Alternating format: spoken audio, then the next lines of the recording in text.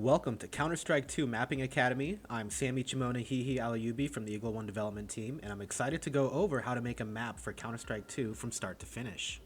The engine behind this game, Source 2, is an extremely powerful tool. The purpose of this video is to teach skills that are important to Source 2 workflow for those who are coming over from Source 1, Unreal, Unity, and other engines. It is also designed with those who have Source 2 experience and are looking to pick up some techniques and insight along the way. By the time we are finished with this tutorial, you will have built from start to finish a Counter-Strike 2 map with a solid understanding of the engine fundamentals and Source 2 workflow. I have a passion for teaching and level design that has grown through the dozens of published Source 2 maps and game modes made throughout the years. Seeing how this engine is capable of making any type of game makes me excited that Counter-Strike 2 is finally moving over and bringing its worldwide audience. I'm hoping that my experience mapping for this engine can inspire you to create the Counter-Strike 2 map of your dreams, so let's get started. To access the workshop tools after downloading them for the first time, just find your Counter-Strike Go in the library and select workshop tools when prompted. Create a new add-on gives us the ability to name our new project. For now, Academy works just well for our series, and since it's where all our work is going to go, let's set it as default and launch our tools. Our Academy add-on has created a content folder where it stores raw files such as this VMap, and a game folder where compiled files such as VBKs will be stored. Oh, and sorry, if you don't have a ray tracing capable graphics card, you can't compile your maps at all. The GPU path tracing won't be shown in editor as an option either. You can still, however, fast compile, and be limited to a non-Vis, non-Lightmap preview that looks like Doom 3 lighting. Once the tools finish loading, select Hammer under the Tools button. We're starting with a new map, which gets stored as a .vmap file in your content directory. On the left-hand side are all the different tools that will be used to create the map. These ones shown here may have more additions in future Hammer updates. The top left contains the different manipulation tools of the meshes, objects, navigation, and entities that make up the map. We'll explain these editing and viewing selections later in the video. Selecting the layout button gives a variety of different options to fulfill your Source 1 Hammer, Gold Source, Hammer++, or Worldcraft nostalgia. Within each of these, you can select all the different lighting views as well. Pressing Shift-Z will focus on the camera view your mouse is currently hovering over. Pressing it again will go back to the selected layout. To get the most accurate look at how the editor will reflect the final product, be sure to find this tone mapping scale option by clicking the tiny arrow on the far right and selecting Auto and check Enable Post-Processing. Understanding the theory behind level design that is based on brushes and comparing it to how meshes work will be the biggest workflow transition. The old way was based on having to build blocks of geometry that would require 6 of them to contain a small room for the player. To properly optimize the Source 1 workflow, you would have to apply the no-draw material to the 30 faces that were not a part of what the player could see. With Vis working differently, porting maps from Source 1 can be tedious. Compared to Source 1, making a small room in Source 2 is as easy as taking a mesh and flipping the faces inwards. If you come from a background in modeling such as Blender, this process becomes much more intuitive. The old way needs to be let go. 36 faces in Source 1 for the same result with 6 faces in Source 2. First thing is to save our map and name it originally Test Map 01. Changing the grid size down here to 256, and by selecting the block tool, we're now ready to lay down our first mesh. With Source 2, you can work primarily in the 3D view, dragging across the size of the mesh on the 3D grid. You can change the mesh shape and size after placing it into the world. Pressing F will flip the normals of the mesh so the walls are facing inwards. Placing down a player info start by selecting the entity tool will help us with figuring out scale. In Hammer, each unit equals 1 inch. The player height is 72 units tall, with the camera level at 64 units. With the mesh selected, you can switch between the different manipulation points such as vertices, edges, faces, and the entire object by pressing Shift 1 through 5. This makes it easy later to fine-tune our editing. The light environment entity will be used to provide us with a consistent light source applied across the entirety of the map. It doesn't matter where you put this, just the angle of the entity that determines where the sun is. To switch between the window lighting modes, select from the drop-down menu our first of a couple of options, All Lighting or press F6. The more powerful and superior option that is new to Counter-Strike 2 is the GPU path tracing option or Alt F6. There was no light in either of those options because new to Source 2 is Counter-Strike 2's backface block light, which was stopping any of the light going in. For now, we're going to delete the face just to show how this feature works, and later replace the face with the proper mesh material applied. You'll notice in all lighting mode that there are tiny slivers of light seeping through the seams. This is normal because all lighting uses VRAD2 as a preview and not accurate in the final product.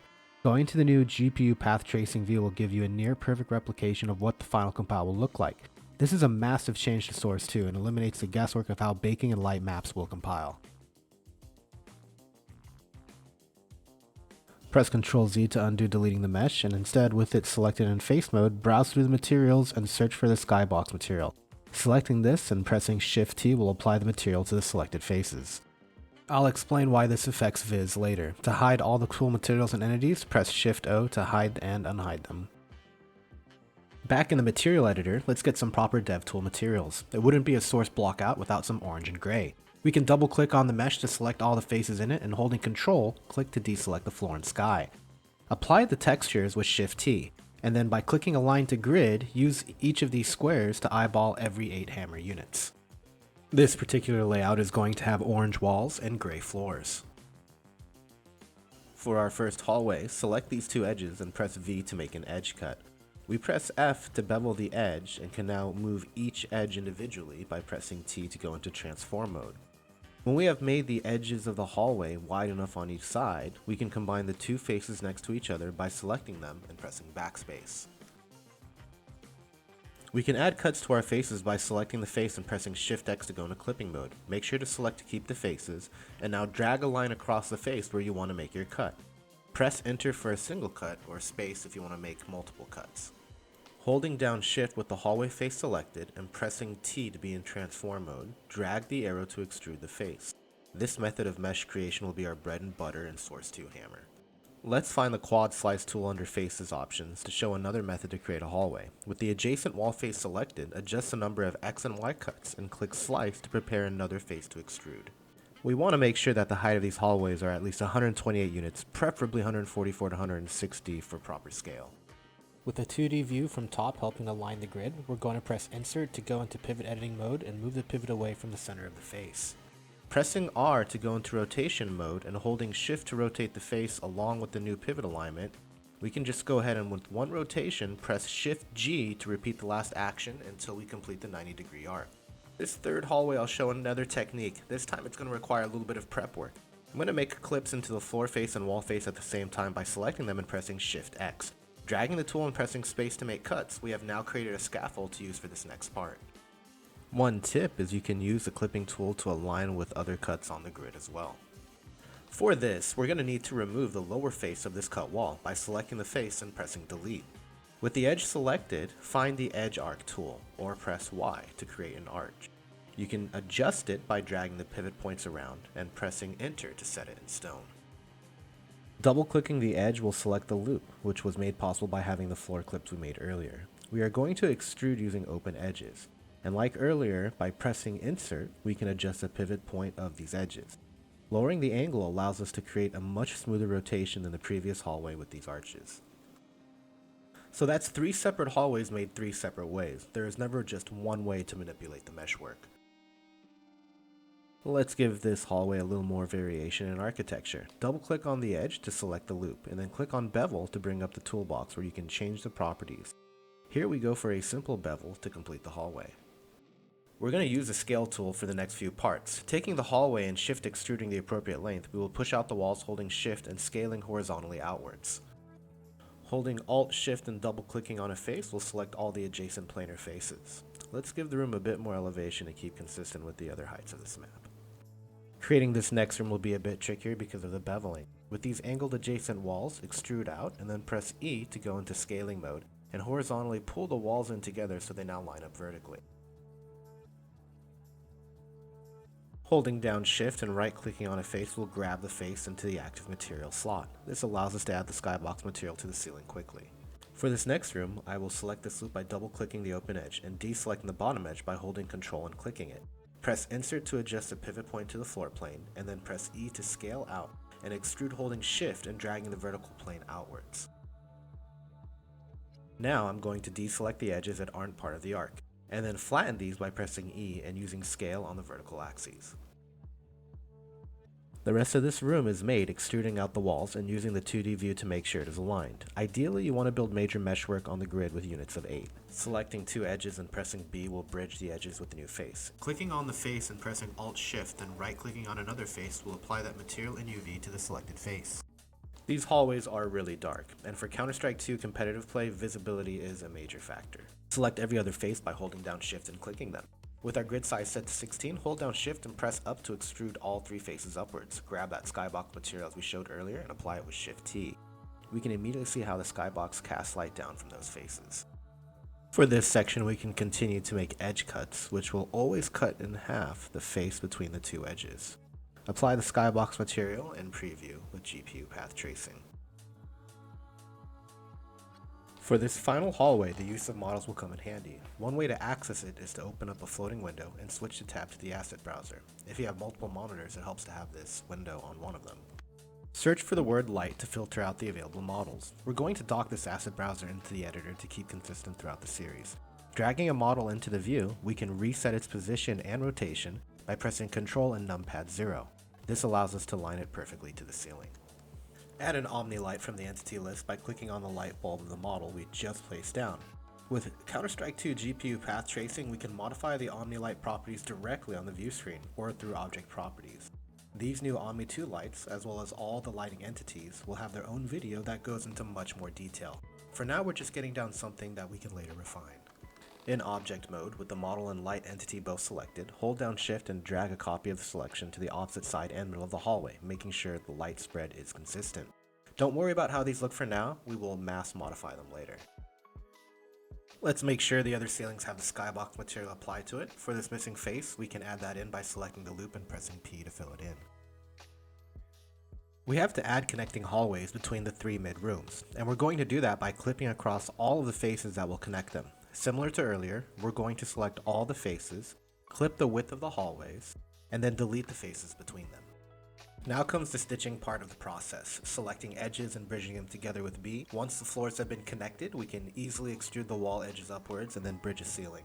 Connecting the rest of the seams together may require cleaning up of the UVs and materials of the dev textures that we've been using.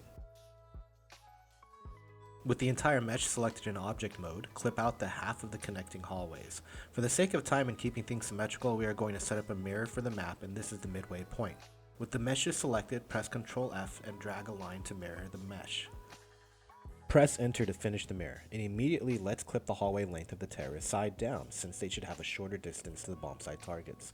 With a couple of more clips, we can move the future T-spawn a little bit closer. These open edges across the 3 hallways can be merged back together by selecting the open loop from each side and pressing M. This isn't a necessity, but will help us later down the line in the blockout process with consistency. You can tell open edges from the hash marks that they have. We still have these 2 meshes split from the original cut, and we'll take care of these later. Grab all the light models and entities in the map by selecting one of each and pressing Ctrl Alt O. We can mirror these as well using the mirror tool and dragging the mirror plane to the midpoint. At any point, if you want to know what the commands are, press F1 to bring up the search function. Type in the desired command to filter out results. If you ever want to toggle the view for the 3D grid, at the top under View is where you'll find this option. Let's make cylinders to break up the action. I like to have the sides easily divisible by 4, and 36 sides is a great number for that. Drag out the cylinder and use the scaling, selection, and transform tools to finish the geometry. Copy each cylinder into the other 2 rooms by just shift dragging them. If we instance them by modifying one, we can modify them all. Select one of the cylinders and press Ctrl Alt O. Now right click and under Objects, click Replace Objects with Instances. Double clicking on an instance puts us in edit mode. With one of the edges selected, press G to select the rest of the rings, and then V to make a loop cut. Move the loop to near the top, and then select one of the edges and press G and then Shift 3 to select all the faces of the ring. Press E to scale and hold down Shift to extrude outwards. I'm going to commit the ultimate sin for Counter-Strike mapping, and that's just using nothing but crates for cover. This is all for good reason though, since stacking boxes for full cover shows us an opportunity to use a physics tool. With one of these boxes selected, press Shift-C to simulate physics. Pressing spacebar will allow us to drop the static prop onto the map level with the crate underneath. We can also drag the boxes around and move them manually with this tool, giving a bit of variety to the angles. These lights in the hallways need to be adjusted. Isolate them by selecting one and pressing Ctrl-Alt-O. Hide everything else by pressing Ctrl-H. Unhide by pressing U. We can also have it only hide the selected objects by pressing H. We're going to group these objects as instances after selecting one and then selecting them all. Then select all other Omni lights with Ctrl-Alt-O, and holding down Ctrl, deselect one of them and delete the rest. Now, with the last Omni light, we use Ctrl-X to cut the light, and then double-click the instance it was on and press Ctrl-Shift-V to paste special. Leave the default settings and click OK, pasting the light exactly it was earlier in the same spot. Now, by editing just one of these lights in an instance, we can affect the value of all of them throughout the entire level.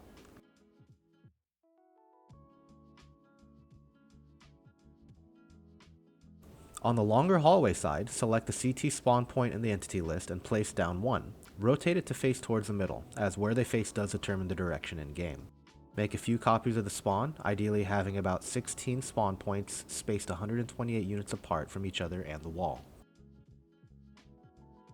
Make sure that these are lifted 16 units above the ground to prevent any collision issues on spawn. We need to tell the game which spawn points are used for 5v5 competitive play. So select 5 of the spawn points and change your spawn priority to 1. Hide them with H, and then select the rest of the spawn points and change their priority to 2 for non-competitive spawns. To create the byzone boundaries, we're going to use a mesh with the trigger material that will define the volume of this byzone. Search for the trigger material and then create a new mesh with its boundaries slightly extended beyond the room itself. Under Object Properties, click Tie Selected Mesh to Entity, and then change the entity type to Func Byzone. A team number of 3 is used for the CT side. With the byzone mesh selected and all the CT spawn points, we're going to use a mirror tool to quickly create the terrorist spawn side.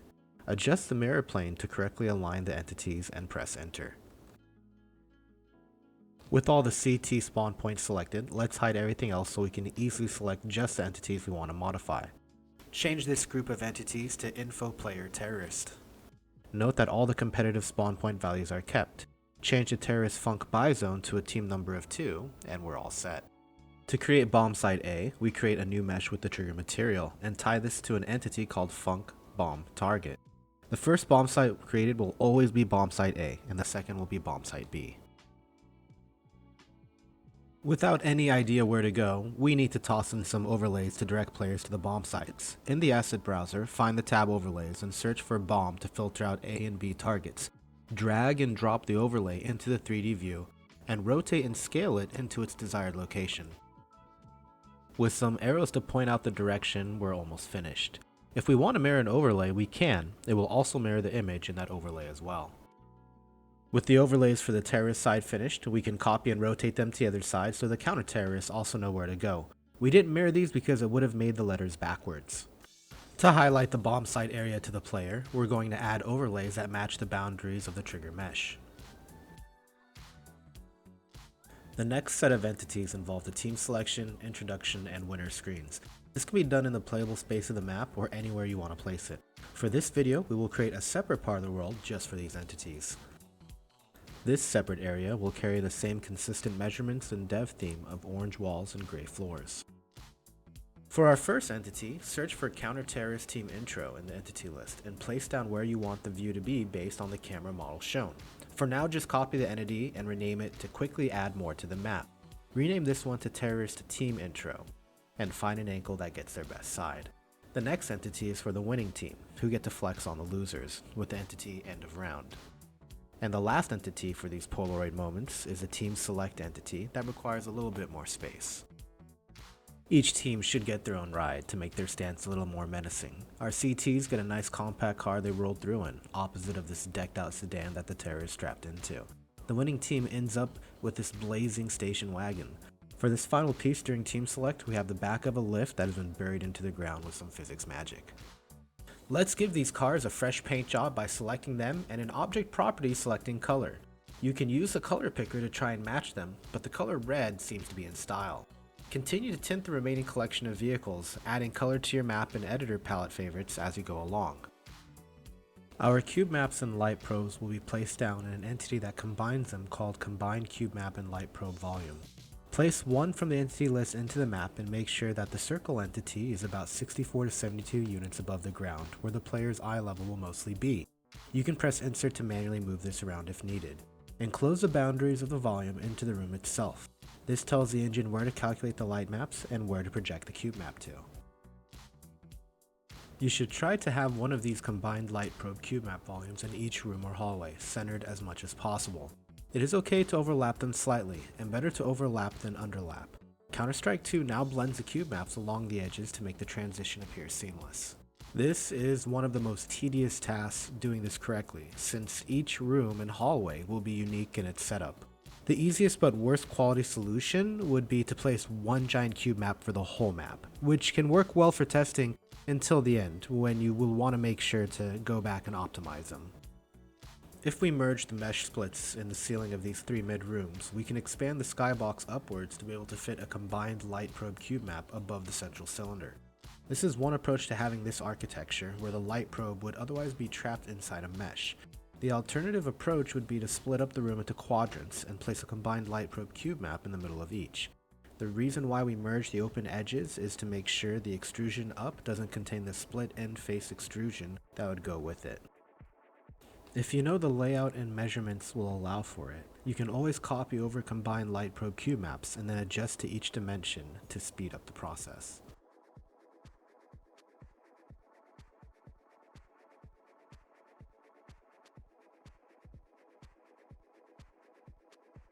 Once you have finished covering the map in these combined light probe cube maps, check the coverage to make sure you didn't miss a spot by selecting them all. To place down a 2D sky, select Skybox from the entity list and place it down. The default Skybox for now will do, which will be shown in the All Lighting Preview mode. It does not appear on the GPU Path Tracing preview, however, but will be there on full compile. For our Counter-Strike 2 map info, we need to set down an info map parameters entity. No need for additional configuration required. And this post-processing volume I could only grab from the default Counter-Strike example map that was used to reference the requirements. I couldn't get it from the entity list scroll down or by manually typing it in, so for now, grab it from the default map. Place down a cubemap fog entity even if we end up not really using it to blend the distance in for this test map. For our basic environment sound entity, select the soundscape entity and place them around the map. For now, each of the three pillars will have its own ambience, and adjusting the radius of the soundscape allows us to visualize where players will hear the sound from. There is a variety of sound events you can open and reference and even listen to in the editor. For the nav mesh, you can use the entity point nav walkable and place it on the floor surface. Click on the navigation editor button and then preview nav to have the engine show you where AI will be able to move around. Notice that there is no blue navigation shown in the separate part of the map used for team intros. The outliner is a powerful tool with an even more powerful inspector report that we will go over in another video. For now, if you type in the name of what you are looking for, it will appear in the outliner filter. Select it and press Ctrl-Shift-E to center the camera on what you are looking for. This can be used to search for anything that is in the map and is built on the history of what and when you have placed it down. Let's add the Lightmap player space mesh, which requires us to find the material tools Lightmap res and create a volume around all the parts of the map that the player is able to stand on, with its height 128 units above the floor. This will tell the engine where to increase Lightmap bias. The further away from this volume, the less bias it will have. You can cover the map for this test map, but for more intricate maps, you will need more attention to detail. With so many brushes as entities beginning to build up, it might start to get in our way of our work. We can use the AutoVIS selector to tick on or off parts of the map that you want to see in the editor. Keep in mind that this is just the in-editor view. These will still compile. To verify what is contributing to Vis, click on the Vis Contributors button to see what is going to be calculated. So far we have gone through the level of sealed it with good Vis practices. This means that we don't have any holes that would affect it. You'll also notice that props, whether static or dynamic, are removed. We're going to have a separate video that goes into depth about Vis, but to summarize, this is what tells the engine what to draw and when to draw it. Source 2 Vis works a little different than Source 1 did, and to see how good Vis versus bad Vis looks like, we'll show you in this demonstration. Here we're going to remove the entire face of the ceiling in the intro room, and then compile the map using full compile. This will build a .los file, which will be based on the Vis that was compiled. We can then load this into the editor. After a map has compiled, to check Vis, go to Map and load compiled Vis data. This will show you how the map is chunked into sections. You'll notice how these chunks conform to the interior of the player space, except for the one part where we deleted the mesh entirely. This Vis leak was the engine attempting to see into the void. Select the loop and press P to fill in the face, and with the correct skybox material applied, we can see in the sequential compile and reloading of Vis data how this has fixed our Vis leak from earlier. Bad Vis will result in bad performance and things popping in and out. Let's go with the different compile options, starting with Fast Compile. This takes seconds, and is useful if you're just testing out the geometry and physics of a build and don't care for lighting. Everything here is using VRAD2, which is vertex lighting, and not representative of the final product at all. Clicking on Full Compile will build the level with a 1K standard Lightmap. The default settings will also have this compile Vis, giving you a good look at the final product. You'll notice how true the GPU path tracing preview is to the compile. The higher the Lightmap resolution, the sharper the shadows and the more luxels used. The highest possible production will be 8K, with a quality of final. Be warned that you will need a large amount of system RAM if you don't want the compiler to fail. For CPU related tasks such as Vis, the higher the core threads count, the better. You have to have a ray tracing video card or this compiler won't work.